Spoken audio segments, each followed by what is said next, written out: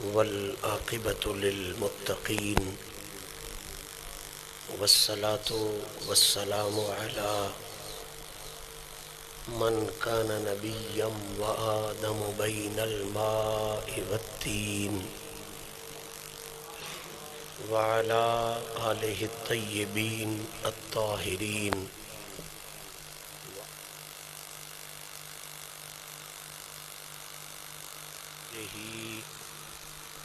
وأولياء ملته أجمعين.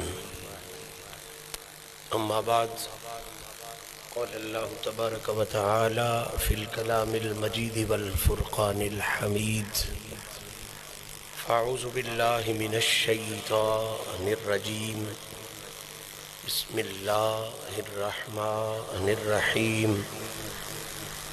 فقل تعالوا ندعو أبناءنا وأبناءكم.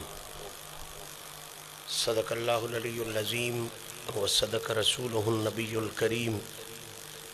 إن الله وملائكته يصلون على النبي يا أيها الذين آمنوا صلوا عليه وسلموا تسليما.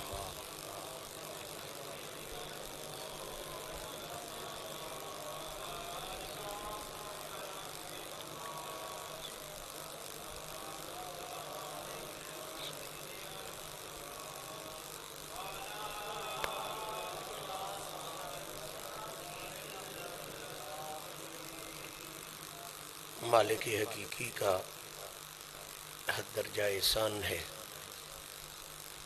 کہ اس نے اپنے محبوب کریم علیہ الصلاۃ والتسلیم کے پاکیزہ توسل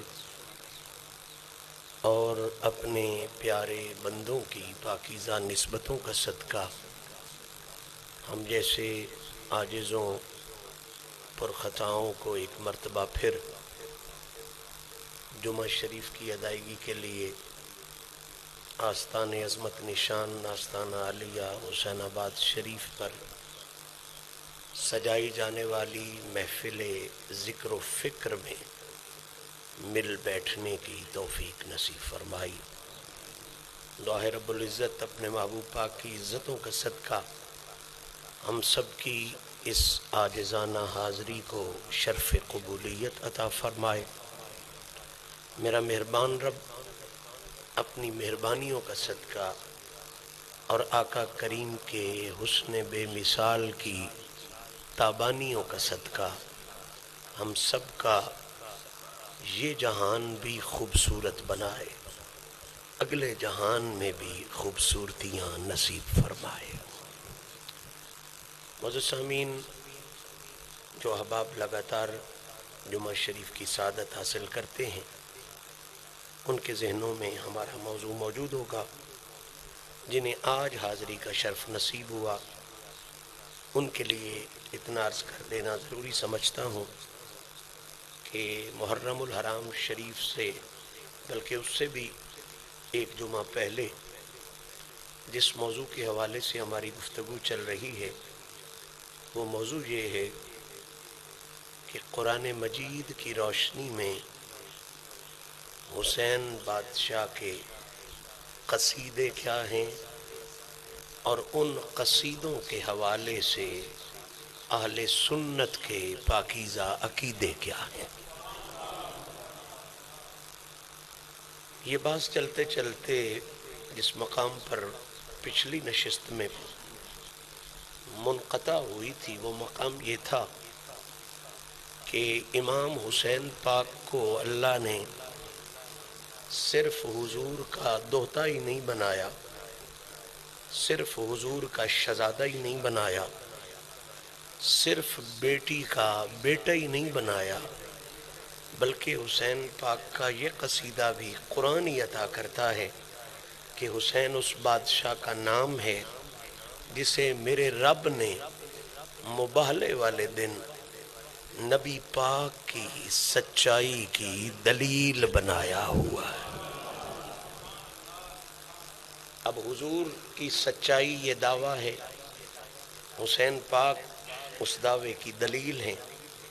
دلیل اور دعوے کا تعلق، اس پر ہماری پچھلی 4 نشستوں سے گفتگو جاری ہے، اور جس مقام پر پچھلی نشست میں گفتگو رکی تھی وہ مقام یہ تھا کہ دلیل کو مضبوط کرنا یہ اغیار کا کام نہیں ہوتا، دلیل مضبوط کرنا یہ دعوے دار کا کام ہوتا ہے۔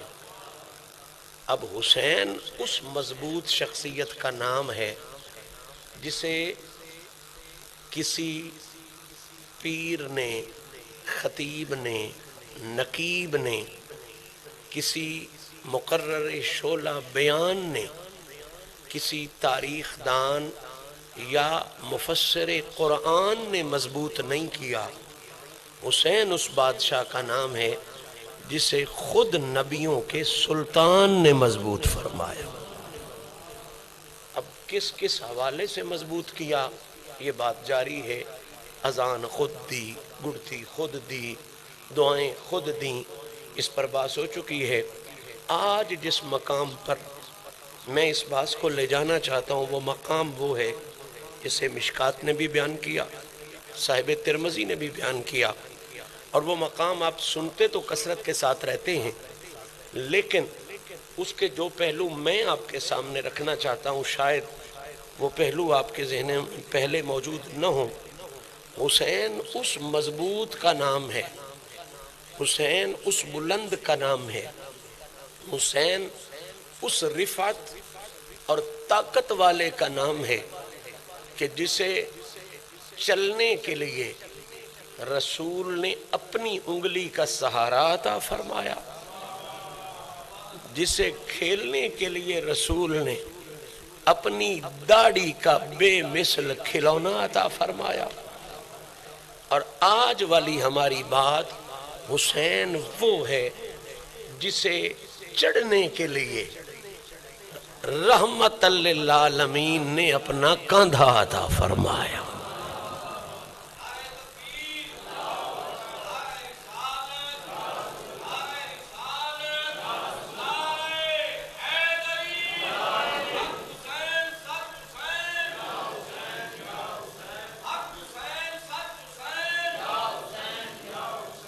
یہ بات ذہن نشین رکھیں، یہ بات پلے باندھ لیں کہ نبی اس کو کہتے ہیں کہ جو کام بھی کرتا ہے اپنی مرضی سے نہیں کرتا، رب کی مرضی سے کرتا ہے۔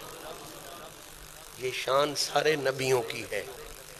اب جو نبیوں کا بھی نبی ہے، جو رسولوں کا بھی رسول ہے، جو ان اونچوں سے بھی سب سے اونچا ہے، اس کی شان تو خود قرآن نے بیان کر دی کہ کرنا تو بعد کی بات ہے، عمل تو بعد کی بات ہے، محمد تو بولتا بھی وہی ہے جو خدا اسے وہی فرماتا ہے۔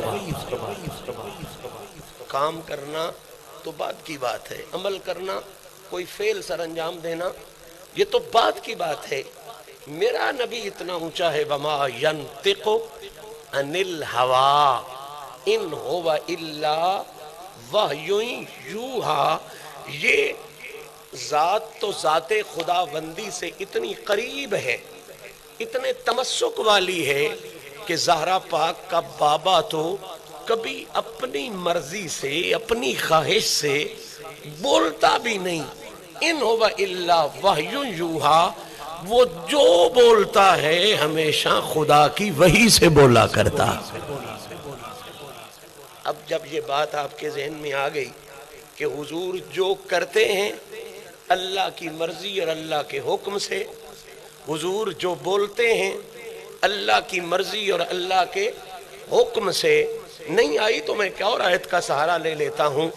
قرآن کہتا ہے روڑے رسول نے مارے کافروں کو، مٹھی رسول نے بھری، مٹی رسول نے پھینکی، لیکن اللہ کہتا ہے وما رمیتا اذ رمیتا ولکن اللہ رما۔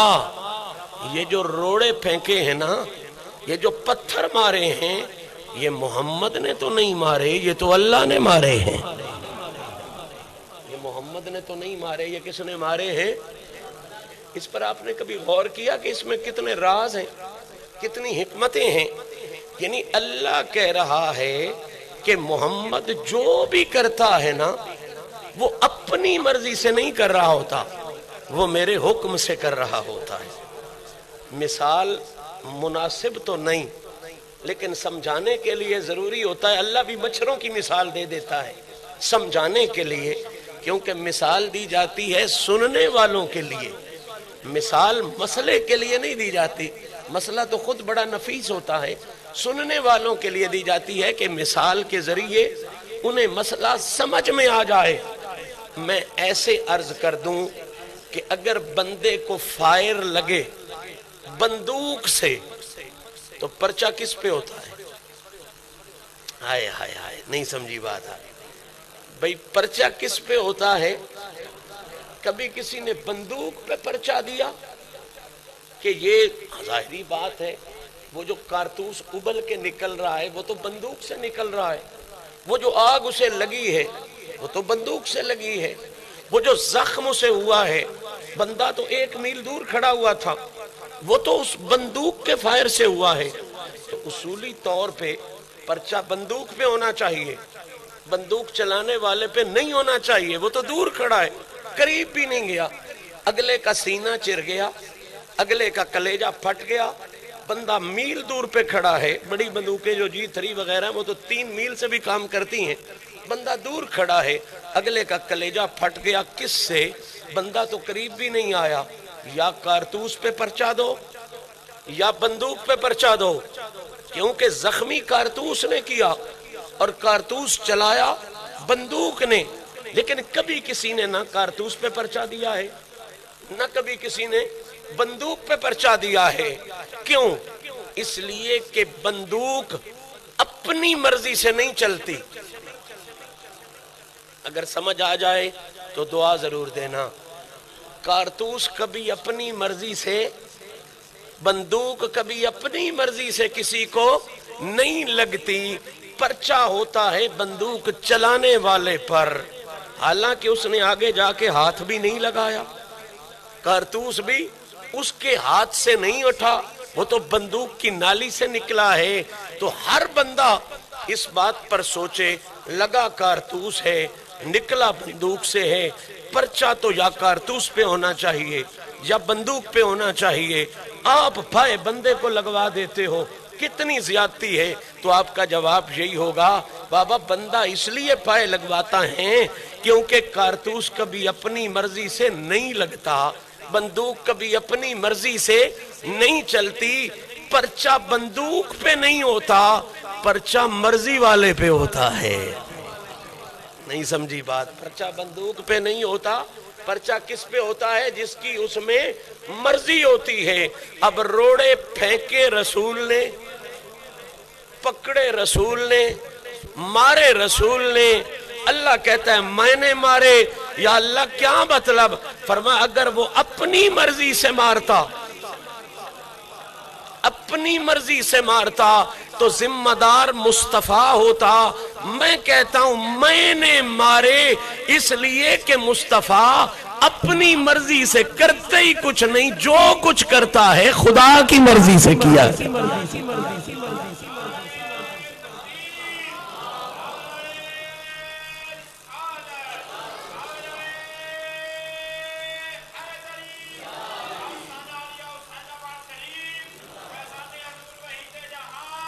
اور آسان کر دوں، آپ کو یاد ہو جائے یہ مسئلہ۔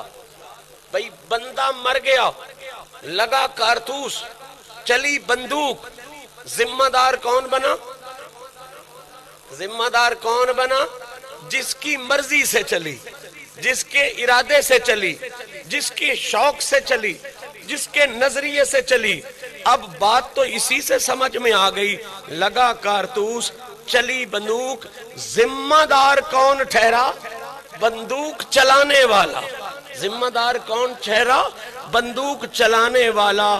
لگے روڑے، پھینکے مصطفیٰ نے، لگے روڑے پھینکے مصطفیٰ نے. اللہ کہتا ہے کن اللہ رما ولا کن اللہ رما. لگے روڑے ہیں پھینکے مصطفیٰ نے ہیں. ذمہ داری نہ روڑوں کی ہے نہ مصطفیٰ کی ہے, ذمہ داری اس ساری بات میں خدا کی ہے. اب جب آپ یہاں تک پہنچ گئے تو اب مسئلہ سمجھنا آسان ہو جائے گا کہ حضور کے ہر کام میں مرضی بھی خدا کی, حضور کے ہر کام کی ذمہ داری بھی. یہ بہت بڑی بات میں سمجھا رہا ہوں, اگر سمجھ میں آ گئی تو پھر آپ کو میری آنے والی گفتگو ذہن میں آئے گی. حضور کے ہر کام میں مرضی بھی خدا کی, ذمہ داری بھی خدا کی.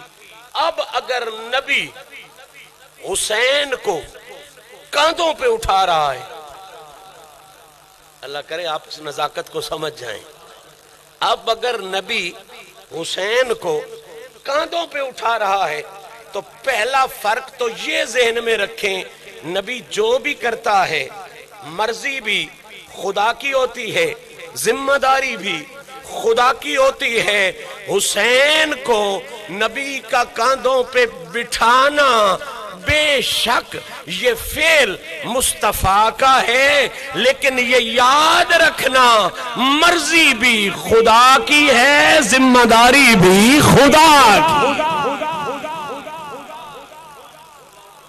مرضی بھی خدا کی ہے اور ذمہ داری بھی اللہ کی. مرضی یہ ہے کہ میری پیاری بندی زہرا کا بیٹا اتنا اونچا ہو جائے کہ قیامت تک اونچائی ماپنے والوں کی پگیں گر جائیں اور وہ سوچ کے حیران ہو جائیں, جو 4 سال کی عمر میں اتنا اونچا تھا کہ محمد کے کاندھوں کے اوپر بیٹھ گیا, جو 4 سال میں اتنا اونچا ہے, جب وہ شباب پر پہنچا ہوگا رب نے اسے کتنی اونچائی عطا فرمائی.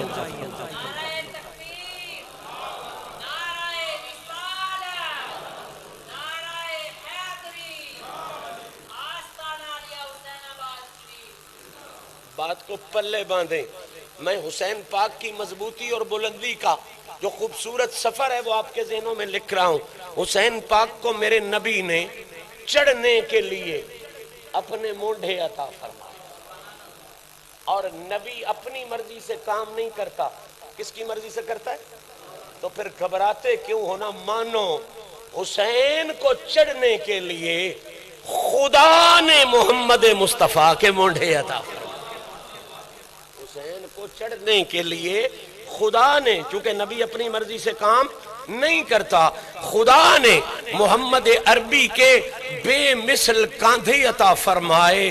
پھر میں کیوں نہ کہوں, بڑے بڑے کوئی بادشاہ بھی ہوں گے, ان کے بیٹے بھی ہوں گے, شہزادے بھی ہوں گے, بڑے بڑے امیر زادے بھی ہوں گے, لیکن کسی کو چڑھنے کے لیے سائیکل ملتا ہے, کسی شہزادے کو چڑھنے کے لیے موٹر سائیکل ملتا ہے, کسی کو چڑھنے کے لیے کار ملتی ہے, کسی کو سواری کے لیے حد ہو جائے تو جہاز ملتا ہے. اس سے آگے اونچائی تو ہے ہی کوئی نہیں.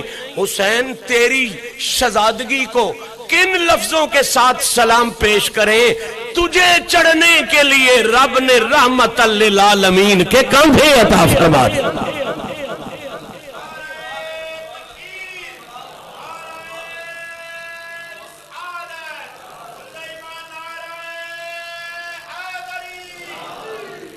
زمانے بھر دی شجاعتاں وچ, زمانے بھر دی شجاعتاں وچ اجے بے مثل باب کوئی نہیں, کسے دی ماں نہیں حسین ورگی, کسے دا پیو بوت تراب کوئی نہیں. جوان اکبر دی لاش چاکے جدوں نہ کمبیا امام میرا, عرش فرشتے نے نعرے وجے حسین تیرا جواب کوئی نہیں.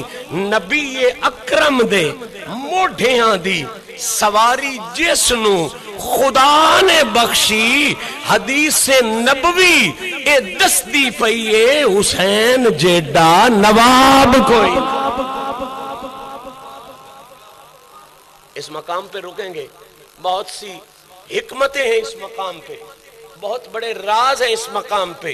سب سے پہلی بات, جس بچے کو آپ اٹھاتے ہیں اس بچے کا قد تو یقیناً آپ سے چھوٹا ہوتا ہے، بڑا بچہ تو اٹھایا ہی نہیں جا سکتا کاندھوں پہ، جس بچے کو آپ اٹھاتے ہیں اس کا قد چھوٹا ہوتا ہے، ظاہری طور پر وہ آپ کے قد سے چھوٹا ہوتا ہے۔ جب آپ اس کو اٹھاتے ہو اور کاندھوں پہ بٹھاتے ہو تو فرق کیا پڑتا ہے کہ پہلے وہ نیچا تھا، اب آپ نے اسے کاندھوں پہ بٹھا کے اونچا کر دیا۔ اب آپ نے اسے کاندھوں پہ بٹھا کے، اب وہ نیچا نہیں رہا۔ آپ کو سمجھ نہیں آئی تو میں مثال دے دیتا ہوں۔ الیکشن ہوتے ہیں، مقابلے ہوتے ہیں، تو جو بندہ جیت جاتا ہے اس کو اٹھا کے کاندھوں پہ بٹھایا جاتا ہے۔ وہ کس بات کا اعلان ہوتا ہے کہ پہلے یہ دوسروں جیسا تھا، باقی پلیروں جیسا تھا، اب یہ جیت گیا ہے، ہن ادھا قد اونا دوہاں ساریاں پلوانا ناڑو ود گیا ہے، اب یہ اونچا ہو گیا ہے، بلند ہو گیا ہے۔ تو آپ، بہت سادہ سی بات ہے، اللہ آپ کے بچوں کو سلامت رکھے، پوتوں کو سلامت رکھے۔ جب آپ کسی بچے کو اٹھا کے کاندھے پہ بٹھاتے ہو تو اس کا مطلب ہے وہ نیچا تھا، آپ نے اسے ظاہری طور پر اٹھا کے اونچا کیا۔ اب میرا جملہ سننا اگر آپ کا ذہن حاضر ہے، جاگ رہا ہے، جسے میں اونچا کروں ہو سکتا ہے وہ تھوڑی دیر کے بعد نیچا ہو جائے، جسے میں اونچا کروں ہو سکتا ہے وہ تھوڑی دیر کے بعد، کیونکہ میری طاقت ختم ہو سکتی ہے، میری ہمت ختم ہو سکتی ہے، میری اوقات ختم ہو سکتی ہے۔ جسے آپ اونچا کریں ہو سکتا ہے وہ کبھی نیچا ہو جائے، جسے مولوی اونچا کرے ہو سکتا ہے وہ کبھی نیچا ہو جائے، جسے کوئی شیخ الحدیث اونچا کرے ہو سکتا ہے کہ وہ کبھی نیچا ہو جائے۔ کائنات انسانیت نے دیکھا حسین کو نیچا کرنے کی کوششیں کرنے والوں نے حد کر دی کہ یہ کبھی تو جھکے، کبھی تو نیچا ہو جائے۔ کیا ظلم تھا جو نہیں کیا، کیا جبر تھا جو نہیں کیا، کیا زیادتی تھی جو نہیں کی، مشن ایک ہی تھا کہ یہ جھک جائے، نیچا ہو جائے۔ لیکن 1400 سال بیت گئے، دنیا نے دیکھا وہ جو جھکانا چاہتے تھے وہ تو نیچے ہو گئے۔ حسین اس وقت بھی اونچا، حسین آج بھی اونچا، حسین قیامت تک بھی اونچا، قیامت والے دن بھی اونچا، قیامت کے بعد بھی اونچا۔ بابا اتنے نیچا کرنے والے اور وہ پھر اونچا، تو راز یہ ہے نیچا وہ ہوتا ہے جسے اونچا کرنے والا جہان ہو۔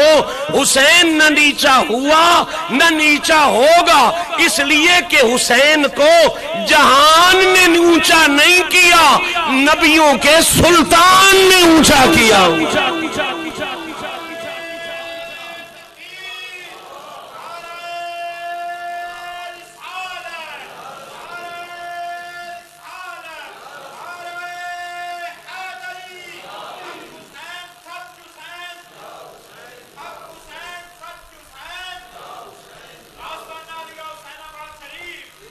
جسے نبی اونچا کرے اسے کوئی نیچا کر سکتا، اسے کوئی نیچا کر سکتا؟ جسے رسول جو شان دے وہ شان کبھی گھٹائی جا سکتی؟ اس شان میں کبھی کمی لائی جا سکتی؟ پرانے بزرگ ایک شعر پڑھا کرتے تھے، اس وقت تو سمجھ نہیں آتا تھا، اب سمجھ آیا ہے۔ وہ کہتے تھے خدا سائیں جے پکڑے چھڑاوے محمد، خدا سائیں جے پکڑے چھڑاوے محمد، محمد دے پکڑے چھڑا کوئی نہیں سکدا۔ ذہن میں نہیں آتا تھا وہ رب ہے، یہ نبی ہے، اس کے پکڑے یہ چھڑا لے، اور اس کا پکڑا کوئی نہ چھڑائے، اللہ بھی نہ چھڑائے۔ اب سمجھ میں آئی ہے بھئی راز یہ تھا، اس میں اصول یہ تھا کہ اللہ کا نبی کے ساتھ محبوبیت کی وجہ سے یہ وعدہ ہے کہ محبوب تو جو کرے گا، تو جو کرے گا، ایک تو وہ تیرا کرنا نہیں ہوگا، وہ میرا کرنا ہوگا، اور دوسری بات یہ ہے کہ محبوب جو تو کرے گا اگر اس کے مقابلے میں میرا نظام آ گیا تو میں اپنے نظام کا خیال نہیں رکھوں گا، تیری عزت اور تیرے مقام کا خیال۔ یعنی جس کو تو اونچا کر دے گا اس کو میں نیچا نہیں ہونے دوں گا. جس کو تو جو شان دے دے گا میں اس کی وہ شان واپس نہیں کروں گا. یہ بڑائی اور چھٹائی والی بات نہیں، یہ محب اور محبوبیت والی بات ہے. بالکل یہ بات یاد رکھیں، یہ سبق یاد رکھنے. محمد نے جس کو اونچا کیا ہو خدا اس کو کبھی نیچا ہونے نہیں دیتا، خدا اس کو کبھی نیچا ہونے دیتا. جو دے دے محمد کسی کو، جتنا دے دے اللہ اس میں کمی نہیں کرتا. ہم اہل سنت ہیں، اہل محبت ہیں. میرے نبی نے ابو بکر صدیق کو مسجد نبوی کا مصلی دیا. کیا دیا؟ مسجد نبوی کا امامت والا مصلی دیا. اب کائنات کی ساری طاقتیں بھی مل جائیں، ابو بکر سے مصلی میں کمی نہیں آ سکتی. وہ نہیں چھوڑا جا سکتا، اس کا انکار نہیں کیا جا سکتا. محمد جسے امام بنائے اس کی امامت سلامت رہتی ہے، اور محمد جسے کائنات کا مولا بنائے اس کا نام سنیت ہے، اس کا نام اہل سنت ہے. محمد نے صدیق کو امام بنایا، اس کی امامت سلامت. محمد نے علی کا ہاتھ پکڑ کے اسے کائنات کا مولا بنایا، علی کی ولایت سلامت. محمد نے حسن حسین کو اٹھا کے انہیں بلند بنایا، قیامت تک ان کی بلندی سلامت. نہ ابو بکر کی امامت میں کمی ہو سکتی ہے، نہ علی کی ولایت کو گھٹایا جا سکتا ہے، نہ حسنین کی عظمت کو گھٹایا جا سکتا. جسے محمد اونچا کر دے کائنات میں کون ہے جو اسے نیچا کر دے؟ یہ ہو ہی نہیں سکتا. یزیدیت سے بڑھ کر کیا جبر ہوگا، کیا کوششیں ہوں گی، کیا زیادتیاں ہوں گی، تصور میں بھی نہیں آتی اتنی کوششیں جتنی وہاں کی گئیں. لیکن وہ اونچا تھا اور اونچا رہا. کیوں رہا؟ اس لیے کہ نیچے وہ ہوتے ہیں جنہیں اغیار اونچا کرے، جنہیں مدینے کا تاجدار اونچا کر دے. وہ اس جہان میں بھی اونچے رہتے ہیں، اگلے جہان میں بھی اونچے رہتے ہیں. اللہ کریم میری اور آپ کی حاضری کو شرف قبولیت عطا فرمائے. میں نے جو گزارشات کی انسان ہونے کے ناطے بہت سی غلطیاں کی ہوں گی، میرا مالک معافیاں نصیب فرمائے. اب چند منٹ دیے جاتے ہیں کہ جن دوستوں نے سنتیں ادا نہیں فرمائیں وہ سنتیں ادا کریں.